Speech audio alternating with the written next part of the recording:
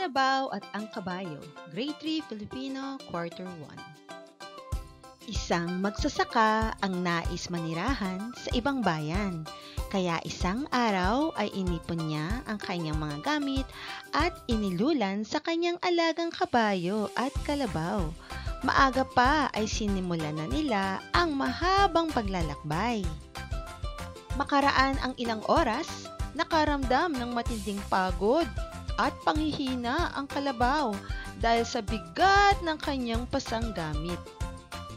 Kaibigang kabayo, ihamak na mas mabigat ang pasang kong gamit kaysa sa iyo. Maaari bang tulungan mo ko at pasanin mo yung iba? Pakiusap ng kalabaw. Bah, yan ang pinatos sa iyong balikat ng ating amo. Kaya pagtiisin mo. Anong kabayo na lalo pang binilisan ang paglalakad. Parang awa mo na, tulungan mo ko. Di ko kakayanin ang bigat ng dala ko. Nangihina na ako. Alam mo namang kailangan kong magpalamig sa ilog kapag ganito katinding ang init ng araw. Dahil madaling mag-init ang katawan ko. Pakiusap pa rin ng kalabaw. Bahala ka sa buhay mo. Nainis na sagot ng kabayo. Makaraan pa ang isang oras at lalong tumindi ang init ng araw.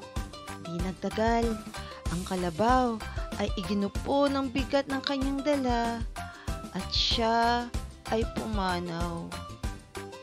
Nang makita ng magsasaka ang nangyari, ay kinuha niya ang lahat ng gamit na pasa ng kalabaw at inilipat sa kabayo na bahagya namang makalakad dahil sa naging napakabigat ng kanyang mga dalahin. Kung tinulungan ko sana si kasamang kalabaw ay hindi naging ganito kabigat ang pasang ko ngayon. May pagsisising bulong ng kabayo sa kanyang sarili. Mga katanungan. Una, sino-sino ang tauhan sa kwento? Ikalawa, ano ang gagawin mo kung ikaw ang nasa sitwasyon ni kalabaw? Ikatlo, ano ang iyong saloobin sa ginawa ni kalabaw? Kabayo. Ikaapat, ano ang naging wakas ng kwento? Ikalima, nasiyahan ka ba sa wakas ng kwento? Ibahagi sa klase.